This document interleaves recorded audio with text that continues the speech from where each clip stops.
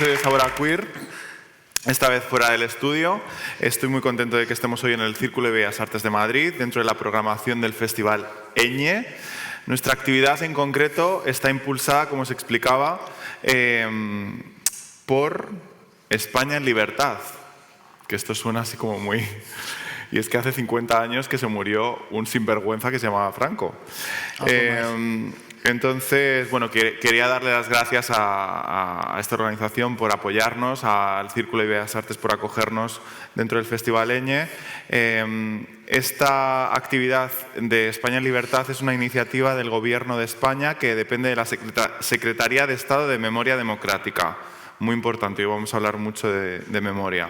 Así que nada, muchísimas gracias por contar con nosotras en el día de hoy y, sobre todo, en los tiempos que corren, para darnos libertad para hablar de este tema pues sin ningún tipo de cortapisas. Paca viene calentita. Sí. Bueno, vamos a empezar. Me acompañan tres personas maravillosas: Paca Blanco, superviviente del patronato, y muchísimas cosas más, porque es que tú estás adherida a todas las causas. Déjanos alguna a las demás. Cuéntanos, Paca, ¿cómo estás? Bueno, pues estoy dentro de lo que cabe bien. No estoy tan bien como quisiera, porque no puedo bailar, y yo si no bailo, pues no soy yo. Y por lo demás, pues bien, sigo peleando en todas las causas que me parecen injustas, y que son casi todas. Y bueno, mientras que el cuerpo aguante. Exacto, aquí seguimos, vamos a seguir peleando hoy. A continuación, María Barrier, Te quiero, amor, antropóloga, activista y copresentadora del podcast Bimboficadas. ¿Cómo estás? Joder, pues removida. Vamos a... ¿Tenéis pañuelos? Espero que tengáis pañuelos, porque, bueno... hay que meterle un poquito de humor. Antes lo estábamos hablando con Paca, ¿no? Que hay que intentar como encontrar un poquito a veces el equilibrio en temas que son tan tremendos para, bueno, sobrevivir de alguna forma, ¿no? Y a continuación, Marina Freixa Roca, creadora audiovisual, la habéis podido ver, una de las personas detrás del Switch, un corto que aborda la historia de Mariona, otra superviviente del patronato, y que nosotras acabamos de proyectarlo aquí. Para la gente que esté viendo el episodio y no lo podáis ver, lo tenéis en Filming disponible, ¿verdad? ¿Cómo estás, Mariona? Pues bien, nerviosa y muy agradecida de hablar con todas vosotras y de que se haya podido ver el corto también aquí, así que también la gente que no lo haya visto, que lo puede recuperar, pero que bueno, sé que a veces deja un poco como ese pozo, pero vamos luego a levantarlo. Para la gente que no lo haya podido ver, como las que estén escuchando el episodio, me gustaría que, Paca, Marina, nos pudierais dar un poquito de contexto para explicar exactamente en qué consistía esto del patronato de protección a la mujer. Vaya protección, ¿no? Bueno, yo creo que el patronato de protección a la mujer eran cárceles de adolescentes que no habían cometido ningún delito, pero que tanto el franquismo como la Iglesia Católica intentaban de hacer de esas adolescentes que detenían y encerraban mujeres como Dios manda, sumisas, católicas, mujeres entregadas y reeducadas para ser unas buenas esposas, madres de familia dentro del régimen. En el corto se menciona mujeres caídas, ¿no? Hablábamos también de esta idea de mujeres descarriadas. Sí, de hecho, además, históricamente había una cosa que se llama las casas de arrepentidas, o sea, esa idea de la mujer caída. Además se decía caída o en riesgo de caer, que es bastante curioso. Digamos, en riesgo de caer un poco estamos todas, si no caídas ya.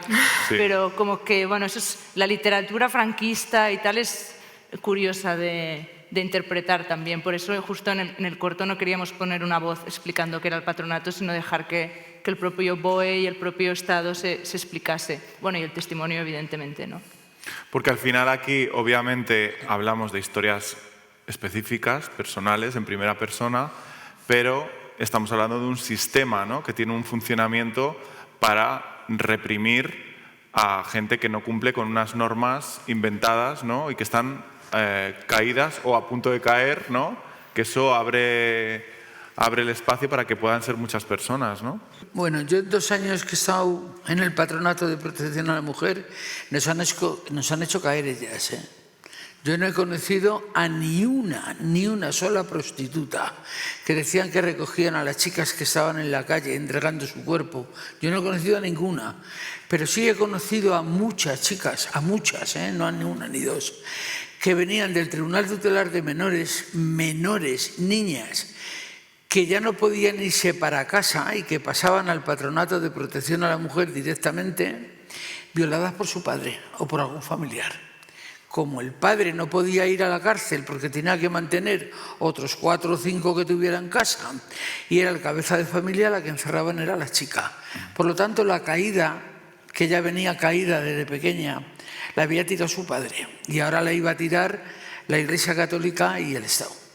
Porque además es fuerte, ¿no? Como esta connivencia del Estado con la Iglesia Católica que aún a día de hoy pervive, ¿no? Antes lo estábamos hablando que incluso muchas de las casas de mujeres, bueno, caídas o caídas actuales, ¿no? Que podríamos llamar a las presas o gente que estaba, bueno, pasando por momentos complicados, también ahora mismo a día de hoy siguen dependiendo de la Iglesia, ¿no? O sea, que el Estado sigue otorgándoles a ellos esta posición, ¿no? Sí, o sea, yo creo que justamente con la, bueno, o sea, en la transición, digamos, un poco dudosa que hemos vivido, tiene que ver con el continuismo en muchas instituciones, en la política, en los tribunales y así, pero yo creo que en la Iglesia es la que más, digamos, ha tenido continuidad porque esas órdenes ni siquiera cambiaron de nombre, ¿no? Que igual es una técnica para que otros organismos de algún modo se maquillaran y tal. Algunas cosas, evidentemente, en democracia se vive mejor, pero hay cosas en las que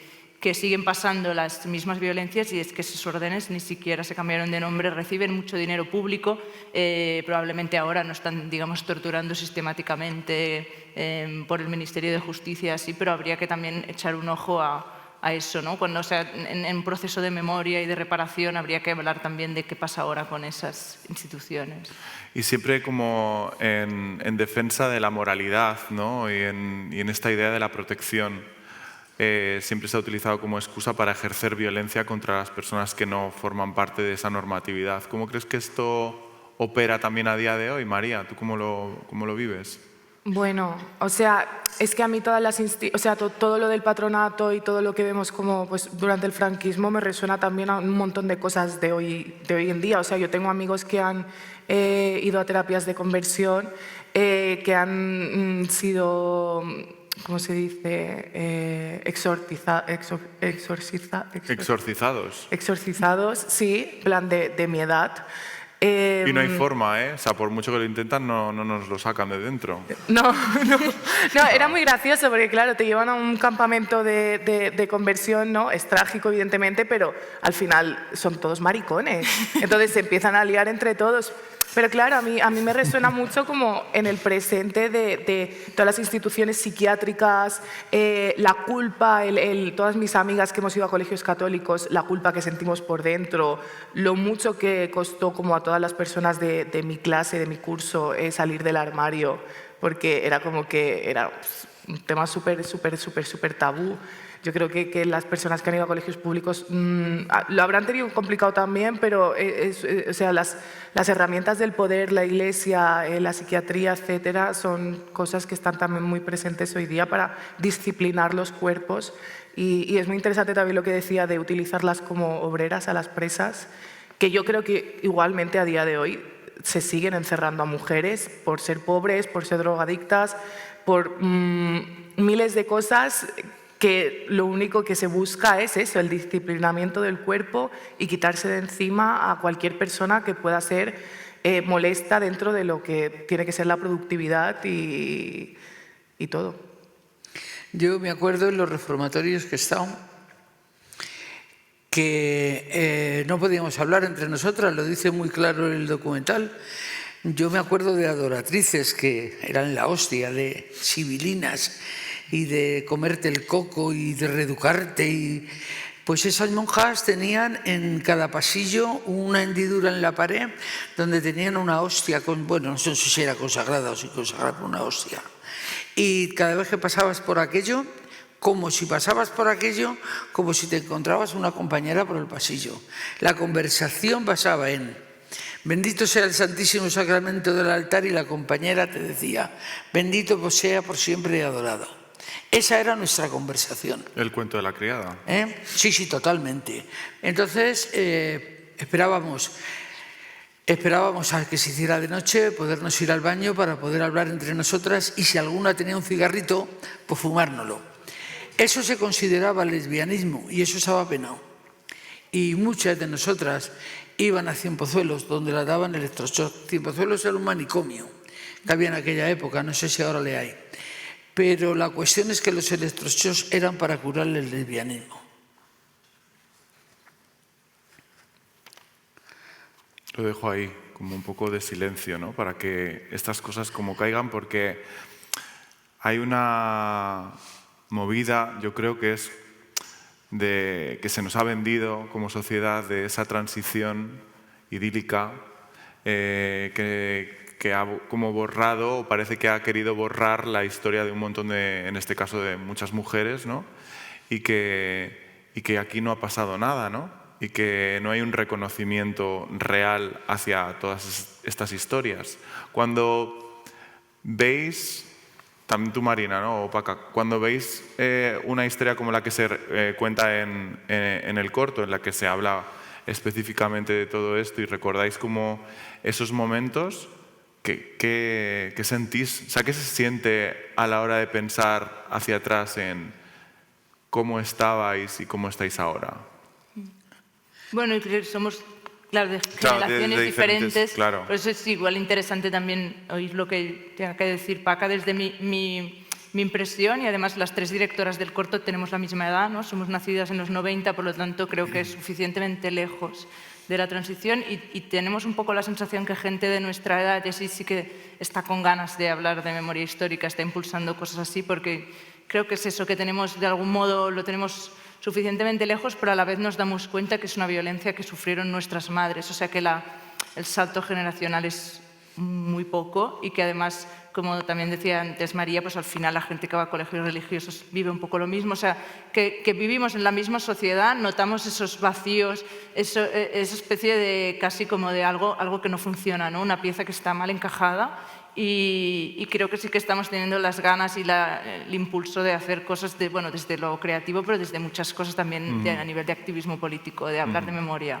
Y que además esos traumas y esos dolores de alguna forma también han sido proyectados sobre generaciones más jóvenes, porque esos traumas viven en el cuerpo y al final no dejas también de proyectarlos hacia afuera, ¿no? Es tremendo. Yo me gustaría contaros que el otro día, que aquí una persona que estuvo, dimos una charla en la asociación de vecinos donde está Peñagrande, la maternidad de Peñagrande, donde además de todas las torturas y de todos los castigos nos robaban los niños. Pues en ese sitio había vecinos mayores que opinaron y uno opinó algo que nos dejó a todas perplejas. Y es que además de todas las barbaridades que se hacían en Peñagrande, una de las barbaridades era que las chicas salían a la verja con el conocimiento de las monjas para prostituirse. Pues gracias a esa salida a la verja y prostituirse, además de todo lo que las hacían, pues a algunas les vino bien porque un vecino contaba que Juanito se casó con una de ellas y recogió el niño. No me extraña que las chicas hicieran lo que fuera por salir de allí y tratar de que no les vendieran su hijo. Pero me gustó muchísimo el cierre del presidente de esa asociación, que dijo: mientras que todos aquí en el barrio éramos muy rojos y luchábamos contra la dictadura y luchábamos contra Franco y por nuestros derechos laborales, nos olvidamos de las chicas. Se refería a las chicas de Peñagrande, del reformatorio. Y allí nos dejaron, claro. Para nosotras, en el 75 murió Franco, pero no hubo amnistía ni nada de nada. Las chicas se quedaron en los reformatorios. Éramos las grandes olvidadas del franquismo. Y además, una de las cosas yo creo que también muy potentes, que por un lado está la institución de la Iglesia y cómo esa institución de la Iglesia también actuaba en connivencia con la familia, ¿no? Porque el hecho de esas familias educadas en un sistema católico de la culpa, del pecado y demás, cómo se convertían también en los verdugos de sus hijas, denunciándolas, ¿no? En mi caso, que me metió mi familia, las mujeres de mi familia en el patronato, yo no les guardo ningún rencor porque esas mujeres que habían vivido una guerra y una posguerra y que eran todas, porque mi padre era rojo, era un preso político, familiares de un preso político, pasaron muchísimo, muchísimo. Vivían aterrorizadas. Por ponerte un ejemplo, cuando Franco salía a escuchar misa a San Francisco el Grande, a mi padre llegaban a casa y le bajaban por toda la corrala esposado para que le viera todo el mundo, hasta que Franco salía de misa. Y como a mi padre, a los presos políticos que había en Madrid, ya había acabado la guerra, había pasado la posguerra y estábamos en una situación que se supone que ya no era aquel el terror, pero sí que le era. Para los rojos siempre fue un tremendo castigo. Y a mi padre le bajaban esposado por la escalera y por los pasillos para que le vieran todos los vecinos. Luego lo soltaban, cuando Franco ya salía de misa lo soltaban, pero trabajaban en campo de concentración 8 horas para el Estado y 8 horas para su casa. Ya hablo yo sola, bravo. No, es que yo dejo silencios porque tú obviamente, Paca, estás acostumbrada a hablar de esto constantemente, pero creo que a veces la gente como que necesita un segundo como para que caiga, ¿sabes? Que aquí muy bien, pero que como que baje, ¿no? Precisamente una de las cosas que también estamos viendo a día de hoy a nivel político mundial, ¿no? Con esta ola de ultraderecha que estamos pues aquí combatiendo, guapísimas y perfectas, es el tema del placer, ¿no? El placer es algo muy político y es curioso cómo hay esta obsesión constante, ¿no? Por parte de la política y por parte de determinadas personas por querer tratar de controlar este placer que viene pues, de las disidencias o del puro placer mismo, ¿no? ¿Cómo creéis que está esto operando actualmente? Es que creo que también cuando tú estás centrada como en tus deseos y en tu placer, no estás, o sea, te descentras de complacer al otro. Y creo que a las mujeres eso, siempre nos han querido sumisas, calladas, y el deseo nuestro deseo supone pues un peligro para el orden, ¿no? Claro, y todo el tema que contabas antes de estos encuentros en el baño, es como esta obsesión con son maricas, son lesbianas, son no sé qué, están follando, hacen cosas no sé qué, no sé cuántos. ¿De dónde viene tanto esa obsesión por querer controlar el placer? Bueno, por ejemplo, mi madre, que también se ha de algún modo acostumbrado a dar charlas y a como relatar su historia, y así sí que, bueno, habla de que al final ellas son víctimas de algún modo dobles, ¿no? Porque es del franquismo, pero también del patriarcado en ese sentido, ¿no? Y tiene que ver con no reproducir el modelo de mujer nacional católico, que al final es la que tendría que engendrar hijos que reproducieran o sea, tiene que ver con una especie de circuito que iba a reproducir el propio régimen. Entonces la mujer libre, a muchos niveles, ¿no? Libre de su deseo, de su placer, de querer ser madre o no, de querer casarse o no, pues no encajaba con esa idea. Creo que sí, cuando se habla a veces de que las mujeres no vivieron la represión franquista, luego aparece esa institución y dice no es que no solo la vivieron, es que tenía un instrumento o varios, porque el Tribunal de Menores también, ¿no? Específicamente diseñados para la represión, pero no era solo el ángel del hogar que se tiene que quedar en casa, o sea, la represión era brutal, la directa y la indirecta, ¿no? El terror del que hablaba Paca, todo eso. ¿Os imagináis metidas en un centro donde no podéis hablar una chica con la otra, donde no hay una caricia, no hay un mimo, no hay cómo te encuentras, quieres un vaso de agua, no hay nada, nada? Que no se desee que Pepita o Manolita te abrace. Es increíble porque lo necesitábamos todas. Y no sé si era lesbianismo o no, pero sí que necesitábamos un abrazo y un ¿cómo lo llevas? Y os quiero contar otra cosa muy importante también. Cuando entrábamos en esos centros había chicas que se pegaban muchos días llorando. Y siempre llegaba una veterana y la decía, llevas 7 días llorando, ni uno más. Si sigues llorando te vas a hacer pozuelos, porque estás loca. O sea, ya has llorado suficiente, con 7 días ya has llorado, no puedes llorar ni uno más. O sea, que hasta llorar, con que menos una caricia, absolutamente nada.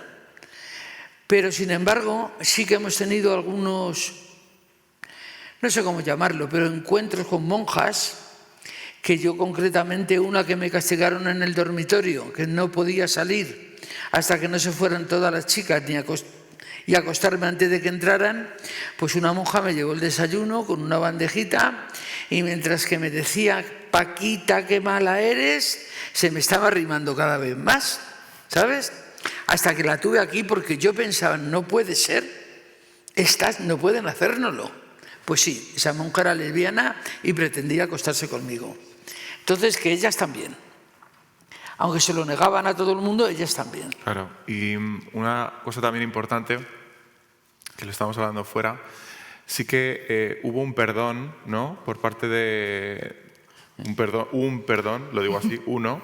Como el emérito. Exacto, un poco como el emérito, con una asociación la Asociación de Congregaciones Religiosas, no con la Conferencia Episcopal, sino como con la Iglesia como tal, pero sí como de esta asociación. ¿Cómo fue esto y cómo lo viviste en tu caso, por ejemplo, Paca? Pues mira, yo lo viví que, a ver, por una parte el perdón nos vino muy bien. Nos vino muy bien porque era una forma de que la Iglesia Católica reconociera el daño que nos había hecho y que estaba hecho. Porque no hay expedientes. Unos han quemado, otros han inundado. A mí concretamente la superiora de Villalba me contó que ellas habían comprado una trituradora cuando salió la ley de protección de datos y que trituraron todos los expedientes por nuestro bien. Por lo tanto, tenéis que confiar en nuestra palabra porque no hay expedientes. Entonces, el hecho de que la conferencia de congregaciones religiosas saliera al unísono a decir perdonadnos, os hemos hecho daño, pues fue importante. Fue una mierda de perdón porque no ha servido para nada, pero ha servido para que todos los medios de comunicación y todo el mundo os enterara de que eso había ocurrido y que sigue ocurriendo, no en la misma medida, pero sigue ocurriendo y que ha durado desde, no sé, 1940 hasta 1985. Mientras que en España se suponía que había una transición política, era sangrienta, pero la había. En los reformatorios de chicas no ocurría absolutamente nada, no pasaba el tiempo por nosotras. ¿Cómo creéis que opera el silencio o cómo has vivido tú, por ejemplo, en tu caso, María, el silencio a lo largo de tu vida? Este silencio del que hablamos, ¿no? De que el hecho de que haya una falta de información, de conocerse a uno mismo, de no encontrar referentes o de sentirse completamente borrado de la historia, hace como que, bueno, pues que el silencio crezca entre nosotras. Yo trabajo mucho esto en terapia, aquí ya me voy a poner aquí. Esta idea de haberme visto, y están aquí además mis padres, ¿no? Mira, ahí les tengo. Esta idea de encerrarme en mi habitación y de haber pasado tantísimos años encerrado en mi habitación, yo mismo lidiando conmigo mismo en un silencio abrumador, por no aceptarme, por no verme, a través de los mensajes que recibía pues, externamente, ¿no? De que lo que tú eres no está bien, ¿no? En tu caso, por ejemplo, ¿tú cómo lo has vivido, María? Es que yo creo que es mucho desde la culpa y desde la vergüenza, ¿no? Que al final como que estamos como tan vigilándonos nosotros a nosotros mismos que ya no es ni siquiera como que nadie nos tenga que señalar, sino que nosotras mismas estamos con la vergüenza de pensar que lo que estamos haciendo, de que lo que estamos viviendo está mal y que es a la única persona a la que le está pasando de esa manera. Entonces, a mí sobre todo me ha pasado mucho con el tema de la pobreza, por ejemplo, ¿no? A mí siempre me ha dado mucha vergüenza hablar como de lo pobre que he sido o de cosas que han tenido que ver como con mi familia también, como tema de drogas o tema de ocupación, cuando tuve que ocupar con mi madre porque no teníamos dinero para pagar el alquiler. Y siempre lo he llevado como con mucha vergüenza y realmente, o sea, lo poderoso que hay en estas cosas es compartirlo con los demás, colectivizarnos y buscar soluciones. O sea, a mí me hubiese encantado que mi madre supiese lo que era un sindicato de vivienda y hubiese estado sindicalizada, o me hubiese encantado como que conociese como un grupo de ocupas y le explicasen cómo funciona esto. E igual pues con la orientación, no sé, o sea, a mí me hace mucha gracia porque yo tengo amigos que iban a clase conmigo y que estaban dentro del armario y que incluso se metían conmigo, ¿no? Y es súper gracioso porque ahora son gays. Y es como, joder, es que ojalá hubiésemos hablado bien y nos hubiésemos entendido en su momento, porque no tiene absolutamente ningún sentido. O sea, era una vergüenza que nos hacía sentir que en realidad hubiese sido tan fácil reconocernos entre nosotros y poder hablar como libremente, pero se juega con eso, con el terror, con el miedo, con el tú no sabes quién es tu enemigo y quién no lo es. Esas estrategias de las que hablábamos, ¿no? Que operaban en específico dentro del patronato de protección, pero que al final es como una mezcla entre la Iglesia y el patriarcado que nos lo va dejando ahí y que han operado a todos los niveles, ¿no? Como marica estábamos en el colegio y yo no me juntaba a otro chico por decir, bueno, no vaya a ser que me vean con él y entonces somos maricones los dos, y de entonces te estás individualizando, viviendo en soledad tu condición, tu movida, tu experiencia vital, en vez de colectivizarnos, ¿no? Que es un poco también lo que hablábamos ahí fuera, que es esta idea de que a veces los testimonios se basan demasiado en lo personal, y creo que ahora estamos en un momento importante en el que hay que organizarse, nos tenemos que organizar para ver que colectivamente conseguimos muchas más cosas que de forma individual, ¿no? En este caso, por ejemplo, como víctimas del patronato, ¿cómo ha sido el organizaros, empezar a organizaros? Como víctima, como superviviente del patronato, porque no vivimos todas. Yo ya tengo 77 y tengo alguna compañera de 92, pero no vivimos todas. Y las que hemos sobrevivido, no hemos sobrevivido bien, porque todavía tenemos compañeras que no se atreven a decirle a su marido y a sus hijos que han sobrevivido a lo del patronato ni que han estado allí. Con todo lo que estamos hablando, ahora mismo sí que nos estamos organizando, pero nos estamos organizando por instinto, más que por otra cosa. Estamos diciendo, bueno, hemos llegado hasta aquí, hemos conseguido. Bueno, le tenemos que dar gracias a algunas personas, sobre todo yo le tengo que dar las gracias a Consuelo García del Cid, que es una mujer que le ha dedicado su vida a investigar y a denunciar todo esto, y que por eso yo me he enterado que existían, si no, no me entero. Pero una vez que me he enterado y que me he puesto a luchar codo a codo con ellas para que esto salga adelante, me voy dando cuenta de todo lo que ha habido, de todo lo que hay. Lo que ha habido es que, de lo que estabais hablando antes, no terminaba solo en esa soledad de sentirte homosexual o lesbiana o lo que fuera, no.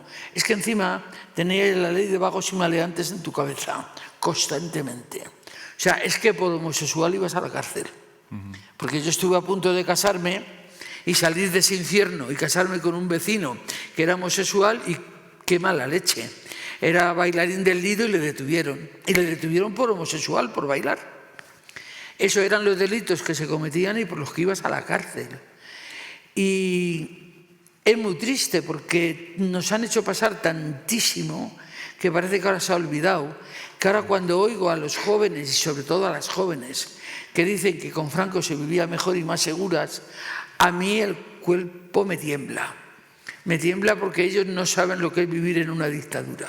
Si lo supieran, no opinaban así. Entonces ahora mismo hay un discurso simplón de la extrema derecha que parece que está arrasando entre los jóvenes, y a mí me tiene muy asustada porque pienso, estas chicas no saben lo que están diciendo. No saben que no pueden abortar, no saben que, bueno, que algunas salimos de ese infierno del patronato casándonos porque no teníamos otra salida, o nos metíamos en monja o nos casábamos, porque allí teníamos que estar hasta los 25 años. Yo me casé, me busqué un marido y me casé. Y me casé con un maltratador, y a los 21 años tenía 3 hijas y una paliza de vez en cuando. Por lo tanto, salía de un infierno para meterte en otro. Eso es lo que le tengo que agradecer al patronato. Yo ni olvido ni perdono. Yo quiero justicia y reparación. No quiero perdonarlos en absoluto.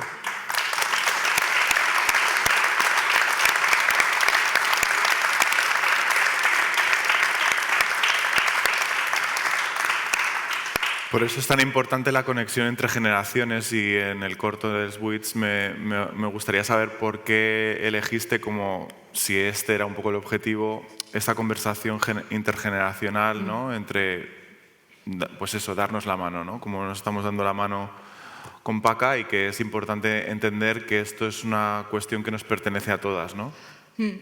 Yo creo que primero teníamos una idea que creo que era bastante más fría, aunque bueno, tampoco es que el documental se tiene algo un poco frío porque no queríamos tampoco ser excesivamente como lacrimógenas o bueno, no sé.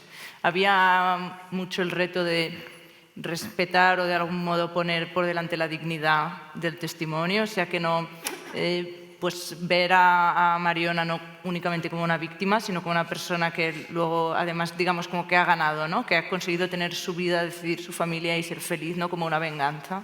Y entonces la conversación nos permitía eso un poco más humano, aunque, ya te digo, la idea no era que yo fuera, digamos, un personaje. Hacerlo también con Isa y Sofi, que son como personas que lo ven desde fuera, pero que a la vez están en el proceso creativo, ayudaba un poco a que ellas pudieran guionizar un poco esas conversaciones y se dio como de manera natural. Al final es lo más parecido a lo que podemos hacer yo y mi madre estando en casa un día comiendo, ¿no? Entonces, eso parecía que era más orgánico que hacer una entrevista así normal. Como pero sí, la mayoría de cosas también aparecieron luego después en montaje, o sea que un poco experimentando, pero sí que lo primero que filmamos fue esa conversación y nos dimos cuenta que ahí había casi todo el relato. Luego también pasa que no queríamos repreguntarle mucho a ella porque también a veces había cosas que notábamos que ella esquivaba o que decía, pues ahora ya no, pues ahora ya acabamos y otro día, ¿no? Entonces no quieres tampoco poner a una persona en una situación de repetir mucho una situación dolorosa, ¿no? Y bueno, íbamos encajando con esos retos de algún modo. Como encontrar ese espacio de respeto y de no revictimizar constantemente, que es un poco a veces también lo que hace a veces difícil, yo creo, ¿no? Como organizarse y demás, porque supongo que Paca estarás ya hasta las narices de contar 40 veces la misma historia, ¿o no? Bueno, a ver, vamos varias y entonces cada una tiene su historia, pero dentro de la historia no podemos hablar toda la historia de cada una porque son muchos años y ha sido muchas cosas. Entonces, para eso tienen tu autobiografía. Hay veces que contamos una cosa. Para eso tienen tu autobiografía, mi amor. Eso, yo he escrito mi biografía, pero, exacto, luego... pero en mi autobiografía no hablo solo del patronato. Ya, claro. Entonces, esta conversación, o sea, esta es del patronato y lo que sí quiero decir es que dentro del patronato, bueno, yo en 2 años que he estado, he visto muchísimas cosas, pero quiero deciros que tampoco soy esa víctima infeliz llorando por los rincones. No, yo me he escapado de todos los reformatorios. De todos los reformatorios y de todas las congregaciones de monjas de este país me he ido. He tenido la ley de vagos y maleantes a punto de ponérmela porque ya no me quería ninguna congregación de monjas. Y he luchado a brazo partido por la libertad mía y de mis compañeras. Y voy a seguir haciéndolo mientras que el cuerpo aguante. Bravo. Es que eres perfecta, mi amor. Hablábamos del silencio y demás, ¿no? Yo tengo como una historia personal que contar que he descubierto a raíz de ver el corto. Yo soy de San Fernando de Henares y viendo el corto descubrí pues que enfrente de casa de mis abuelos había ese sitio de las monjas, que se llamaba de las monjas, que yo desconocía que era un reformatorio. Y resulta que luego investigando más sobre el tema, parece ser que lo que allí sucedió también como fue un poco comienzo de una serie de protestas que derivaron eventualmente en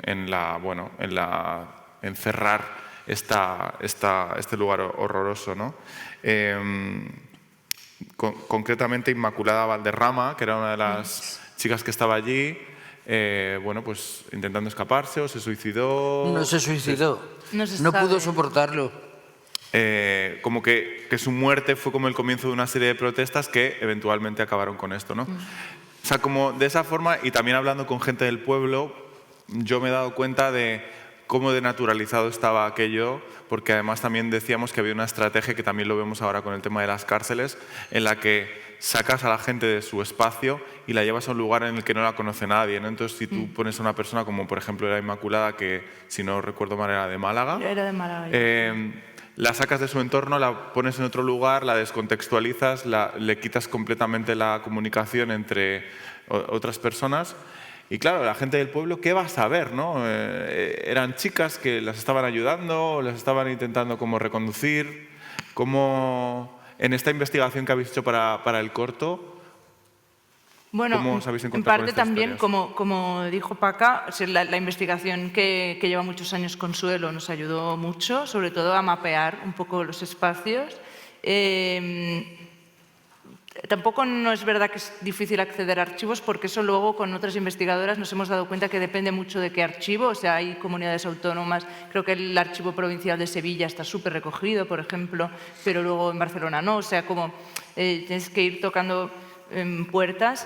Y bueno, nosotros en todo caso tampoco somos historiadoras ni expertas, nos hemos como apoyado de todas esas personas que tanto testimonios como Consuelo o investigadoras como Carmen Guillén o otras periodistas que lo han ido investigando, y justo la historia de Inmaculada Valderrama apareció un poco por ahí, y como fuimos a rodar aquí a Madrid y vimos que en San Fernando se estaba destruyendo el edificio, aprovechamos como para hacer esa escapada y claro, pillamos el derrumbe. Intentamos preguntar por el pueblo y nos pasaba lo mismo que dices tú, que la gente era como, bueno, sí, las monjas, pero sí como una opacidad, ¿no? Que nadie sabía muy bien qué había, y ese era de los últimos centros que se cerró. Inmaculada murió en el 83, o sea que también estamos hablando de bastante entrada la democracia. Y ahí creo que además las que llevaban ese centro eran las cruzadas evangélicas, que eran bastante tremendas, que eran las que llevaban las cárceles de mujeres.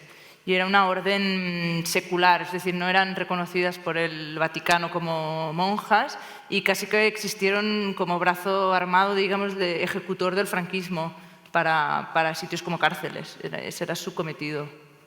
Porque aquí hemos hablado de muchas cosas, ¿no? Pero el patronato empujaba a las mujeres a vivir situaciones bastante extremas que derivan en muchas problemáticas que han ido saliendo y surgiendo, ¿no? Hemos hablado de los embarazos. Yo he escuchado a gente como con los forceps le sacaban a los niños y los daban, ¿no? Tú nos contabas también todo el tema de la prostitución, los electroshocks, la venta de bebés. O sea, que estamos hablando de una cosa que es bastante hardcore, me refiero. Sí, sí, totalmente. Y que es tremendamente curioso que cuando ahora hay tanta obsesión con el borrado de las mujeres por las personas trans, fíjate tú qué obsesión, hablemos de este borrado, ¿no? De que eso no se estaba tratando, no está en los medios de comunicación. ¿Por qué no está en los medios de comunicación? Bueno, pues porque siempre se intenta ocultar. Yo creo que esto para ellas era un experimento como los nazis. Tenían que ver si eran capaces de obligarnos a las mujeres, quitárnoslo todo y empezar con nosotras de cero, lavándonos el cerebro totalmente para hacernos de nosotras esas esposas, como el cuento de la criada, igual. O sea, para hacer de nosotras esas esposas sumisas, obedientes, católicas, madres de familia, que solo pudiéramos disponer de nuestro cuerpo para tener muchos hijos, y cuanto más hijos, más felices. Y todo esto era lo que ellas trataban de hacer con nosotras, era su experimento. Y luego no hay tampoco datos, ¿no? O sea, ¿cuál es el impacto que el patronato tuvo? Porque hay infinidad de reformatorios, ¿no?, en toda España. Sí. ¿Y cuál es el verdadero impacto de cuántas mujeres pasaron por estos espacios? Es que eso, justo antes que hablabas del perdón, y que Paca creo que lo ha explicado muy bien, yo también estaba y fue tal y como lo ha dicho, es que hasta que el Estado no se haga cargo de algo como una comisión de investigación, digamos, siempre las preguntas que tienen que ver con datos, yo creo que las tenemos que preguntar más, o sea, tenemos que ir a buscar esas responsabilidades en el Estado, comisiones de investigación, comparando cómo se ha hecho en otros países como en Irlanda, con las casas de la Magdalena, ¿no?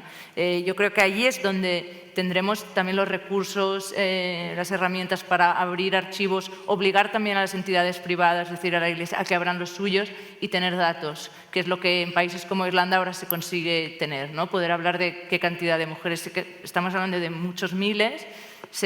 Yo no tengo los números en mente, pero ahí las memorias que publicaba el patronato de algunos años se han podido leer y es bastante heavy la cantidad de centros y de mujeres que había, pero creo que hasta que no se haga una investigación como oficial y con garantías no se va a tener ese tipo de datos, que sería súper interesante también porque hay que hablar de las víctimas, pero también de los victimarios, ¿no? Poner nombre a las personas que ejercieron eso, que lo que tú has contado es tortura, por lo tanto se puede juzgar, es un crimen de lesa humanidad, y igual que muchos otros crímenes del franquismo que tampoco están siendo investigados, pues habría que investigar y juzgar. Y que ahora también yo siento, no sé qué pensáis, que hay como una obsesión con marcar o decir a determinadas personas que tienen una imagen social o pública, ¿no? Incluso famosos o famosas o actrices o actores, como que se focaliza el tema sobre que esas personas se visibilicen determinadas temáticas, cuando las personas que lo tienen que hacer, que son los políticos, que son todos esos dueños de grandes empresas y de grandes redes sociales o de empresas tecnológicas, esa gente está como borrada, ¿no? Esa gente no aparece y no se les piden, pues no se les piden, no me sale la palabra, pero bueno, no se les piden. Sí, que se... No se piden responsabilidades. O sea, como que hay esta obsesión con hablar de las críticas que ahora se llevan mucho en redes sociales y en los medios, ¿no? De gente con seguidores o de famosos, pero no se está pidiendo realmente a la gente que es la que tiene que cambiar las cosas, ¿no? La gente verdaderamente responsable que están en puestos de poder, o bien económico o bien político. Bueno, yo creo que se está viviendo un fenómeno con esto de que está ascendiendo la extrema derecha. Tienen este discurso simplón y facilón de que están volviendo como que lo que interesa es esos programas de la tele de carnaza y de cotilleo, eso es lo que les interesa. Y están intentando que todo el mundo esté pendiente de esas cosas y no realmente de las que estamos reivindicando. Bueno, yo estoy en 4 charcos metida tremendo, ¿no? En las que, pues por un lado estoy en el patronato, soy superviviente del patronato, soy ecologista nación, soy miembro de Vivienda, pero vamos, de Vivienda de defender los ocupas. Y estoy metida en muchísimos charcos, con lo que intento cambiar esta sociedad y darle otra... Pero la gente con la que hablo, y eso que ando con gente en círculos más pequeños, pero a la gente lo que le interesa es saber... Alguien me ha dicho el otro día, bueno, hace unos meses, que soy un antisocial porque no sé quién es la Rocíito. O sea, de verdad, que me llamen antisocial a mí, que estoy metida en todos los lados intentando cambiar esto porque no sé quién es la Rocíito, pues no sé quién es la Rocíito. Y como esa, muchas. Y es lo que quiere la gente. O sea, estas producciones grandes, estas redes sociales, todo esto lo que les interesa realmente es que nosotros nos preocupemos del Rocíito, ¿vale? No nos preocupemos del patronato, ni de los ocupas, ni de la vivienda, ni de nada. Bueno, de los ocupas sí, pero para las empresas de seguridad, para eso sí. Claro. Un besito desde aquí para Ana Rosa y Pablo Motos. Igualmente, yo sí que creo que o sea, está bien como pedir responsabilidad a esa gente que tiene mucha visibilidad, porque al final eres un medio de comunicación en sí mismo. O sea, es como que tú tienes un altavoz y un poder, y el poder social, el capital social es un poder al final. Total. Y creo que está bien como reclamar a los poderes lo que tú quieras escuchar o lo que no quieras escuchar, y más porque estamos en un mundo en el que cómo vamos a luchar contra un algoritmo que decide que toda tu tele sea como tan polarizante, que te salgan anuncios de la Iglesia Católica en Spotify, etcétera, etcétera. Entonces, yo Pero entiendo... ¿no crees que a veces hay como mucha obsesión con que se pronuncien determinadas personas y a lo mejor hay más inacción en los lugares donde realmente la gente tiene poder para que cambien las cosas? Pues porque es que realmente también, ¿qué le vas a reprochar al Estado? Que funcione como un Estado. ¿Qué le vas a reprochar a la democracia? Que funcione como una democracia.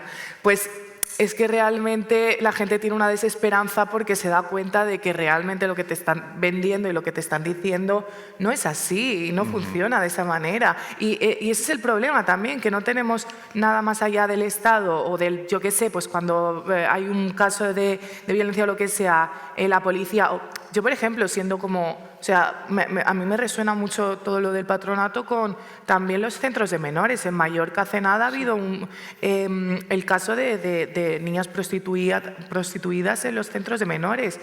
Y son cosas que se vuelven a repetir y es como, es que cuando tengo un problema, ¿a quién acudo? A una policía que lo que busca es controlar y jugar a favor de unos y en contra de los pobres, a un de esto de menores, una protección al menor que lo que hace es separar familias pobres y coger a niños y aislarlos.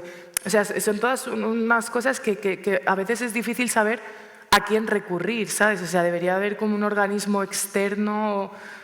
No sé, se deberían de reformular tantas cosas que yo creo que la gente pues lo hace desde buscar su autonomía y buscar como una alternativa a burocracia y a leyes que es absurdo. O sea, han habido tantas veces que se han querido como juzgar a mercenarios franquistas, por ejemplo, y no se ha llegado a ningún sitio. O sea, en un congreso donde yo creo que todo el mundo tendría que estar como a favor de eso, ¿no? Porque es algo que me parece básico y no, incluso partidos políticos de izquierdas. Exacto.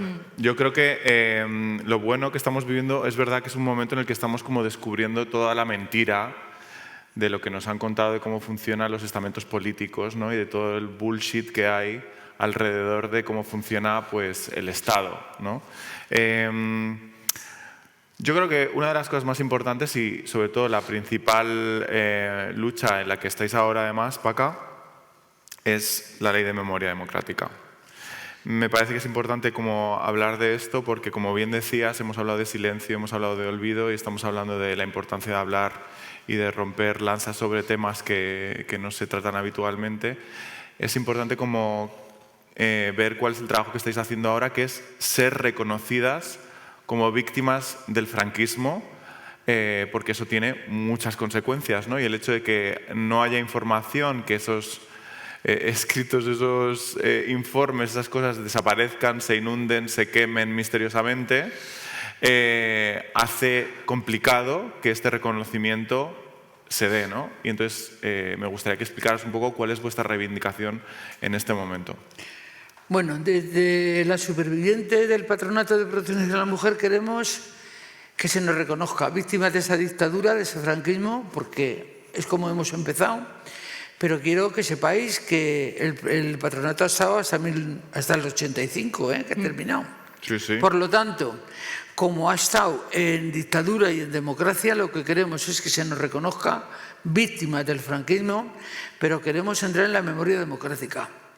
Esa es nuestra reivindicación. Y cuando pedimos justicia y reparación, justicia ya a las personas que nos han torturado y martirizado, la mayoría estarán muertas, pero reparación sí. Esa es la reparación que queremos. Creo que el día 28 de febrero se va a hacer un acto público donde se nos va a reconocer víctimas del franquismo. Creo que se nos va a dar un diploma, pero yo la verdad es que tengo las paredes llenas ya. O sea, entonces no quiero más diplomas, lo que quiero es realmente que se haga esa reparación. Por mí y por mis compañeras. Y espero que no lo aplacen mucho porque tenemos dos problemas. Uno, que ya somos muy mayores y que queremos verlo. Y dos, que no vaya a ser que tengamos un disgusto y entre a gobernar la derecha y ya no se nos reconozca. Así que eso es lo que... Así que hay que seguir luchando. Y no solamente es importante el reconocimiento judicial, ¿no? También hay un reconocimiento clave que es para reparar en ese sentido, que también forma parte de, que es el cultural, que es el histórico, que es el que estemos aquí en un espacio como este hablando de ello, así como lo estamos haciendo. Para vosotras, Marina, María, ¿cómo creéis que se puede reparar desde la hora todo lo que ha pasado? Pues yo no sé, igual al hilo de lo que decía Paca, es también que en los procesos de verdad, que a veces se les llama, o de reparación, se habla mucho de verdad, de justicia y de reparación, y luego como una cuarta fase que es las garantías de no repetición, ¿no? Que eso igual sí que habla un poco de la hora, ¿no? Y de tienes que de algún modo generar suficientemente garantías para que en la sociedad eso no vuelva a pasar, o mirar pues lo que estaba pasando ahora, lo que hablaba María, que tiene que ver con la cuestión de menores, que al final cuando se traspasaron las competencias del patronato, muchas fueron a parar a temas de menores, o sea que yo creo que las garantías de no repetición es la manera en la que en el ahora se puede asegurar de que eso no vuelva a pasar, ¿no? De hacer ese tipo de, cuando se habla de esos cinturones, ¿no? de seguridad para la derecha o para pues, el fascismo en alza, que también... Para el fascista, sí, digámoslo así. Que Paca decía que muchos, o sea, esos torturadores están muertos, pero no las instituciones que les respaldaban. Y entonces es eso, es luchar contra ellas y pedir justicia, porque además han cambiado de nombre, han cambiado de gente, pero siguen ejerciendo violencia. Bueno, algunas no. Hay adoratrices, sigue habiendo adoratrices, sigue habiendo latas que están al cargo de educación de adolescentes y de niños. Por lo tanto, yo creo que esas congregaciones que se ha demostrado que nos han torturado hasta la saciedad no debían de recibir dinero público para seguir llevando ellos la educación. Claro, eso tenía que ser muy concreta, claro, que tiene que ver con que... Somos un país laico y eso tenía que dejar de existir. Sí, eso sí queda para unas buenas risas, que somos un país laico. Creo que teníamos un poco turno para preguntas, ¿verdad? Así que si alguien tiene ganas de hacer alguna pregunta, es el momento. Hablar ahora o callar para siempre. Hola. Vamos a ver, yo estoy en CEACUA. No sé si sabes lo que es la CEACUA, ¿verdad? Sí, pero... La querella argentina. Sí. El tema de víctimas del franquismo. Sí, vale. Es que como te he oído hablar de verdad, justicia, reparación y garantías de no repetición, digo, esta chica tiene que conocer... Sí, he seguido, no sabía el acrónimo. Sí, es la querella argentina, que está constituida por asociaciones de memoria histórica de todo el territorio nacional, que quien puso la querella cuando los juzgados de este país no admitían y no admiten, bueno, ahora van admitiendo con cuentagotas alguno, no admitían ningún tipo de querella. No me voy a extender. Y era lo que te quería preguntar, porque es que hay una asociación que está en la CEACUA, que es la Asociación de Bebés Robados, que lo lleva Soledad Luque, entre otras. Entonces... En el patronato se vendieron y se robaron multitud de niños. Miles. Entonces, la cuestión es esa. Y yo es que cuando te he oído hablar, digo, esta chica tiene que conocer, tiene que saber o estar un poco... Nada más que era eso. La pregunta lo seguí, por eso hablaba justamente también de lo de los crímenes de lesa humanidad, que es lo que te permite a veces pues que en vez de juzgarte aquí, porque ya se ha visto que...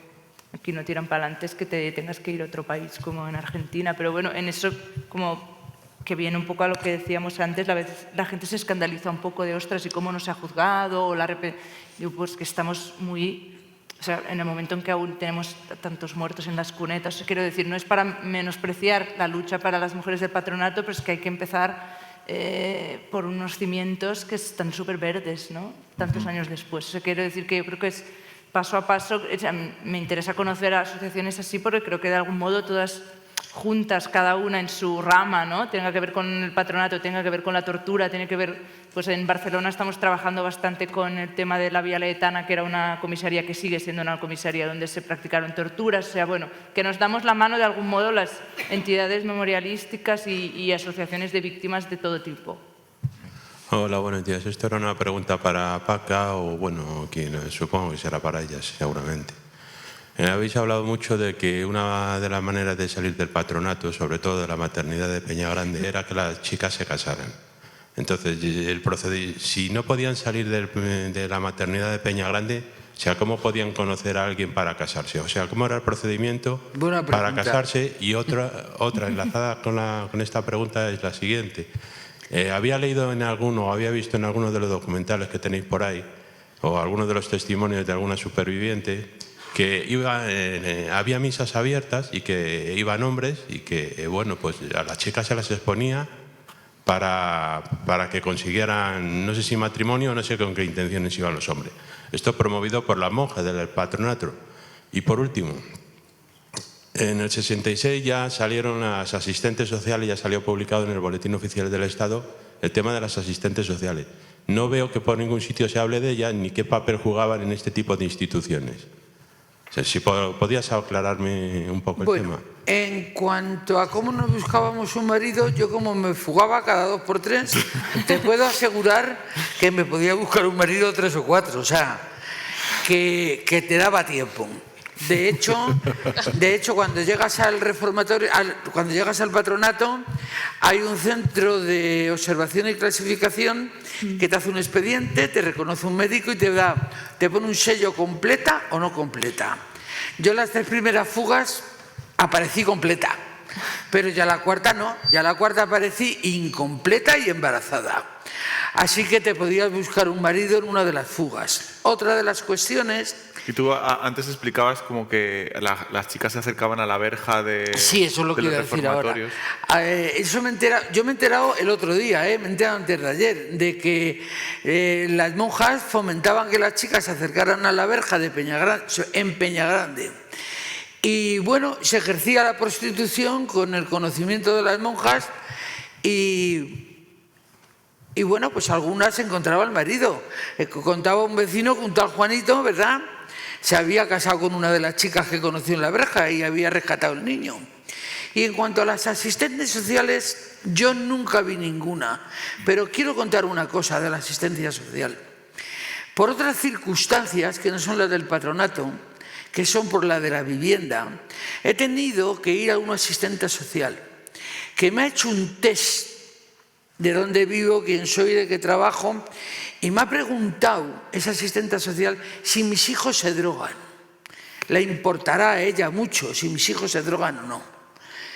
Pero si alguien va a la asistente social pensando que esa señora o señorita te va a proporcionar una ayuda para poder seguir viviendo, lo primero que va a hacer en ese test es decir que tienes hijos drogadictos. Por lo tanto, eso yo lo quiero denunciar en público. Otra cosa que quiero denunciar de las asistentes sociales es que cuando vamos a ellas, vamos a por un certificado de vulnerabilidad.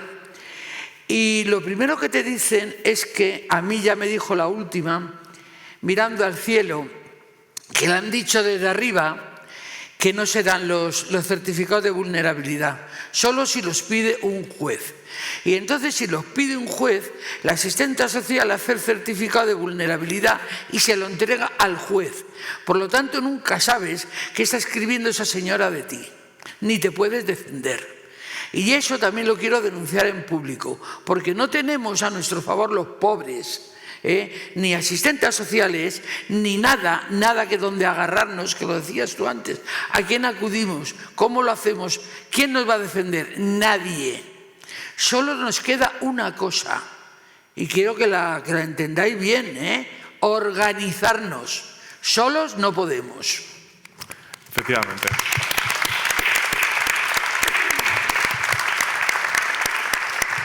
Sí. Hola, buenas tardes. Yo vivo en Aranjuez y fui allí y bueno, no, con el pueblo, ¿no? Es turístico, bonito y tal. Y dije, oye, ¿y este colegio tal que era antes? No, bueno, es un colegio, pero bueno, así como calladito. Eso era una cárcel de mujeres. Digo, ahí va. Y ahora es un colegio religioso. Y luego me enteré efectivamente que en ese colegio, que ahora es un colegio religioso, era una cárcel de mujeres durante el franquismo. Ahí se torturaba, ahí se les rapaba la cabeza a las mujeres. Bueno, unas historias tremebundas. Mira, yo quiero contarte una cosa. Yo como ya me había fugado de muchos centros y tenía la ley de vagos y maleantes encima, y iba a la cárcel sin haber cometido ningún delito, pues me encontré en ese centro donde nos clasificaban a una mujer, a una compañera que ya había estado en la cárcel, que se había salido y la habían vuelto a detener y volvía a la cárcel. Y me dijo algo que no se me olvidó nunca. En la cárcel de mujeres estáis muy confundidas las del reformatorio. En la cárcel de mujeres fumamos, comemos mejor, nos va a visitar el novio, tenemos visitas, tenemos cartas, tenemos llamadas telefónicas. Todo lo que no tenéis vosotras. Nosotras no teníamos nada. Éramos adolescentes presas, sin haber cometido ningún delito y sin ningún derecho, explotadas laboralmente, explotadas de todas las maneras, pasando muchísimas calamidades y sin haber hecho absolutamente nada, porque a mí, como a la mayoría de nosotras, nos metían pues por irnos a bailar rock and roll, por ir a asistir a una manifestación y con cosas por el estilo. Esos eran nuestros delitos y eso lo pagábamos muy caro. Y yo hubiera preferido ir a la cárcel a estar donde he estado, porque era mucho peor que la cárcel. Pero además, como dice Paca, el tema es que no hay juicio ni condena, ¿no? Que esa es la diferencia. Si no sabes por qué entras. ¿Por qué? Ni... Claro. También es verdad que las cárceles de mujeres en el franquismo estaban, o sea, todas llenas de mujeres encerradas por cuestiones morales. Bueno, ahora igual están por ser pobres, quiero decir, ser no lo pobres, hace claro, mejor, sí, tampoco pero ha cambiado quiero decir tanto. que están todas por divorcio, fuga del hogar, ¿no? O sea, cuestiones que tipificadas como delitos que eran puramente morales y eran las cruzadas evangélicas también que llevaban muchas de ellas, o sea, que al final sufrían lo mismo. Pero como dice Paca, claro, con un juicio y una condena. Hola, bueno, lo primero, Paca, gracias por tu activismo en todas las áreas que has comentado. La pregunta va para Marina. Felicidades por el corto, me ha gustado mucho. Yo creo que me gustaría resaltar lo del poder del cine para construir imágenes que se nos quedan clavadas.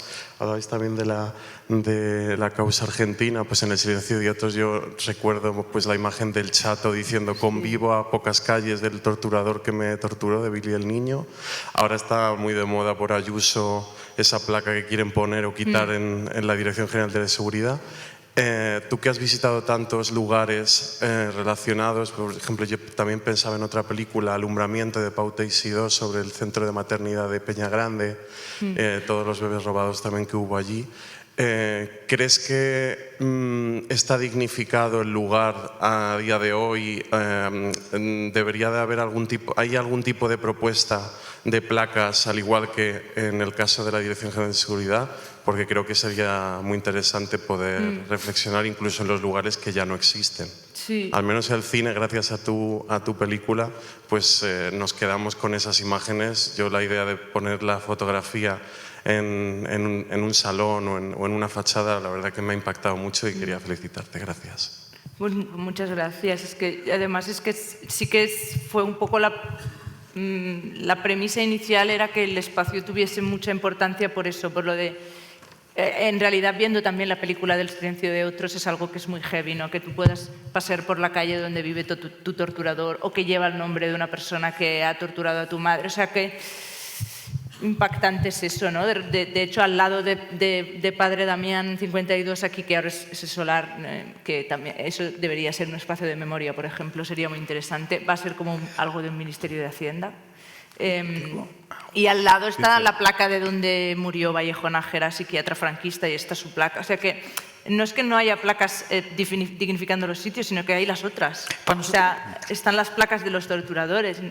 Ojalá hubiese. En Barcelona, en principio, sí que intentamos que en un pleno del ayuntamiento se comprometieran a poner como un panel informativo, igual que está delante de la Vía Laietana, pero sigue la Policía Nacional ahí dentro. O sea, esa es como la paradoja, pero estaría muy bien. Uno de los, de algún modo, como referentes es lo que han hecho en Chile o en Argentina, convirtiendo los espacios en espacios de memoria, y creo que es parte de esos procesos. De verdad tiene que ver con los espacios, porque igual pues en las Adoratrices de Barcelona sigue siendo de las Adoratrices un cole concertado, que además concertado quiere decir que se lleva dinero público. Bueno, todo es casi como insultante, ¿no? A nivel de... por lo que tiene que ver con el espacio, sí.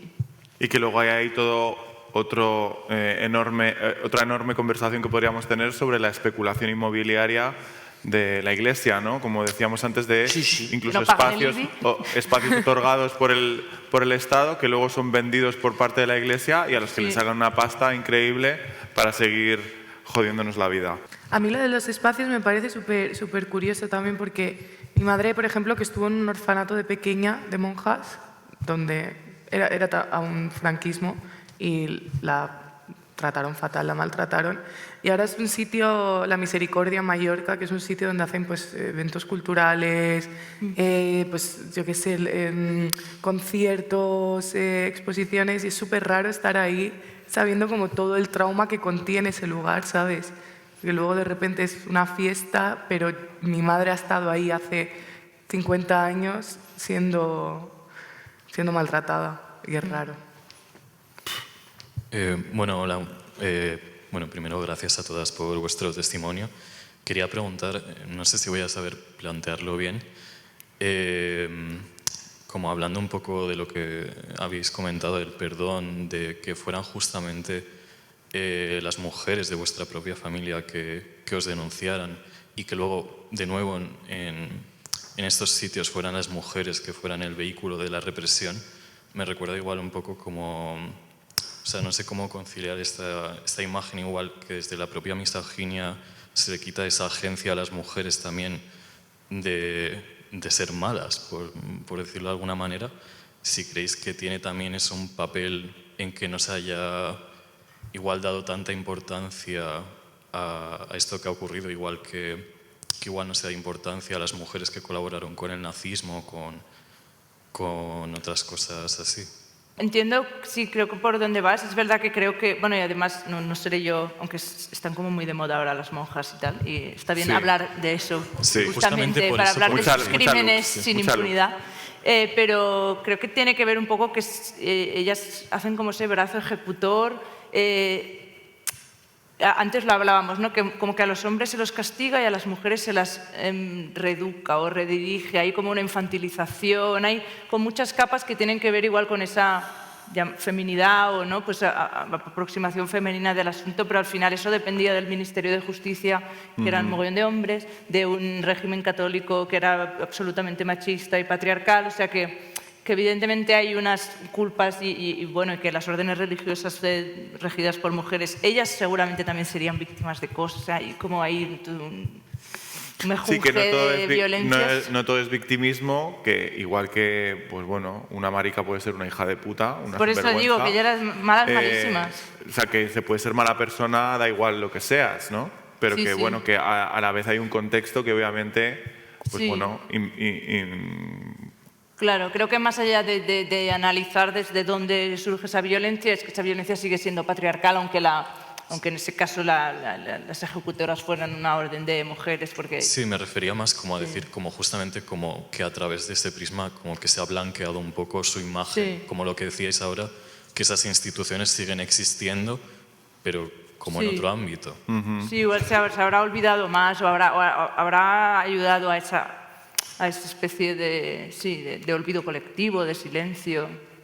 Bueno, vamos a ir cerrando y me gustaría preguntaros, antes lo has mencionado tú, Paca, que es verdad que ahora hay toda una generación de gente muy joven que obviamente no ha tenido conexión directa con el franquismo, con lo cual no entienden lo que implica decir se vivía mejor con Franco. Y me gustaría saber qué es lo que les diríais a estas personas jóvenes que están diciendo este tipo de cosas. Bueno, pues yo creo que esas personas jóvenes lo que había que hacer es más cosas de estas entre jóvenes y nosotras, y a las dudas que ellas puedan tener o la seguridad que tengan de que aunque voten a la derecha no van a perder los privilegios que tienen hoy, poderlas contar que sí, que van a perder la cantidad de privilegios que tienen hoy y por qué.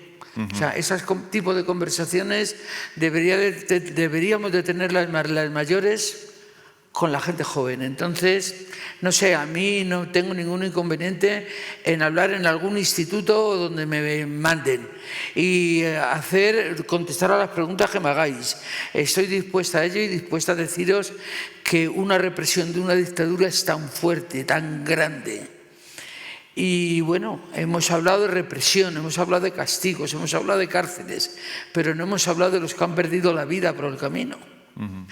Y hasta eso, hasta asesinatos. Por lo tanto, tenemos que tener muy claro que es una dictadura y qué derechos hemos ganado los que hemos luchado y qué derechos os estáis jugando gratuitamente y que podéis perder por votar a una gentuza que lo único que quiere es ocupar poder y punto.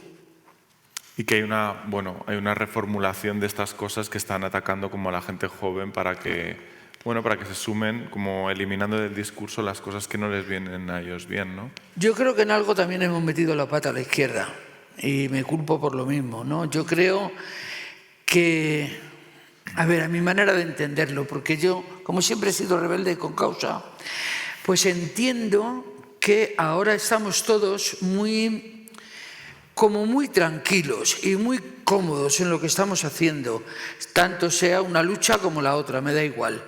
Y que, a ver cómo lo explico, la rebeldía de la gente joven la está utilizando la derecha, que son las que están sacando a la gente joven a la calle con las banderas y se lo están pasando de miedo. No, nosotros estamos diciéndole estudia a ver qué nota sacas, sé bueno, sé pacífico, sé simpático, y entonces estamos haciendo pues unos gilipollas, cosas como son. Entonces la gente joven quiere rebeldía y la gente joven no le estamos dando esa rebeldía porque tenemos mogollón de causas para luchar, pero no están luchando y les estamos haciendo retroceder, mientras que la derecha les está haciendo avanzar. Por lo tanto, estamos metiendo la pata. Queremos una sociedad tan pacifista, tan light, que, bueno, pues están llevando la rebeldía a quien se lo está llevando. Yo creo, y te voy a poner un ejemplo muy tonto. Yo iba en una manifestación un día y había unos chicos rompiendo la Caixa. Y parte de la manifestación donde yo estaba, ¡ay, mira! Están rompiendo un banco, sinvergüenzas, así nos va. No, guapa, deja a los chicos que rompan la Caixa, tú tira para adelante, que a ti no te están rompiendo nada. A ver, tenemos la obligación de taparlo, de defender a la gente joven y de estar con ellos, no de machacarlos. Por lo tanto, lo estamos haciendo mal. Y si estamos a tiempo de rectificar, rectificaremos. Y si no, pues no ganarán. Ya Exacto. Total. ¿Me repites la pregunta? ¿Qué les diríais a estos jovencitos? ¿Qué les diríais a estos jóvenes? Jóvenes franquistas, Jóvenes ¿no? franquistas. Bueno, María, nostalgia, bueno, nostalgia. a vosotras que se os metieron en un directo, ¿no? Unos nazis. Ah, sí, Tú sí, fuiste ahí sí. a patearles la boca, o sea que Sí, lo estuviste ahí haría muy mil bien. veces. Además es que me encanta, porque me encanta como desvirtualizarlos, ¿no? Porque Claro. luego se callan la boca y yo soy a mí me gusta pegar. Y yo, claro, en plan, si vienes aquí a decir cosas que atentan contra mí, contra mi integridad y contra la de las personas que quiero, te pego una hostia. Y ya está. Así y yo lo entienden bien, yo creo que así lo suelen entender bien. Así lo suelen entender mejor, claro que sí. Yo creo que deberían de tocar un poco de césped, sobre todo, y escuchar a la gente y escuchar a la gente adulta, a la gente mayor, a la gente que tiene historia que contar. No solamente a lo mejor a sus abuelos franquistas, ¿no? Sino también como diversidad. Hay abuelas que no somos franquistas. Lo sé, pero un Cayetano que está Sí. diciendo que vuelva Franco, no creo que precisamente tenga una familia donde su abuelo ha sido exiliado por rojo, ¿sabes? Entonces, no sé, pues eso, pues es que yo creo que el problema está en la polarización también y en todo lo que nos dejamos de hacer vida. O sea, es que no hablamos entre nosotros. Y ellos creen más o escuchan más discursos que vidas y experiencias, que yo creo que en eso, en la vida y en las vidas de las personas y en las experiencias de las personas es donde está la verdad. Ahí está la verdad. A mí me da igual tu puto discurso de mierda. A mí me importa lo que ha vivido la gente, punto. Marina, Y ya. nada más. Con ellas, total, con la acción directa y con la autodefensa, ahí lo hemos resuelto, o sea, con eso +1, pero sí, lo que decía Paca de los diálogos intergeneracionales, creo que son muy potentes y en espacios comunitarios, colectivos, así que se dan esas mezclas de generaciones, ahí sí, de algún modo mentalmente tocas césped, un poco como decía ella, bajas Sí. las cosas a la tierra y dices, coño, no, mi preocupación es mínima comparado con lo potente de eso. Y yo creo que llevándolo un poco a lo que hemos hecho nosotros, que es desde el cine o así, yo creo que grabar a los padres, a los abuelos, preguntarles es súper interesante, porque los testimonios vivos y orales, que además pues, pasa el tiempo y dejan de estar, son súper interesantes. Yo grabé a mi abuela cuando era adolescente porque me lo mandaron en el cole y yo no sabía que había estado en un campo de concentración en Francia. O sea, y esas cosas a veces basta con preguntar, ¿no? Y grabar y generar ese diálogo también en forma de ahora que es más fácil con un móvil y así. Eso también es importante decírselo a los jóvenes y al final tampoco ellos no tienen como de algún modo la culpa de eso que decía Paca, que son fallos de algún modo de la izquierda de no llevar la memoria histórica también como una de las deudas así más pendientes, que seguramente que si se hubiera trabajado más y mejor, se habría de algún modo dejado esa rendija por donde se cuela ese discurso, se habría hecho más pequeña. Pues nada, gracias por continuar regenerando. Yo creo que estos espacios regeneran, nos ayudan a llorar, nos ayudan a reír, a pasárnoslo bien, a conocernos, a desvirtualizarnos. Así que nada, muchas gracias por formar parte de este espacio hoy, chicas, sois las mejores. Y gracias a todos los que habéis venido, ¿vale? Un besito. Gracias a ti. A vosotros.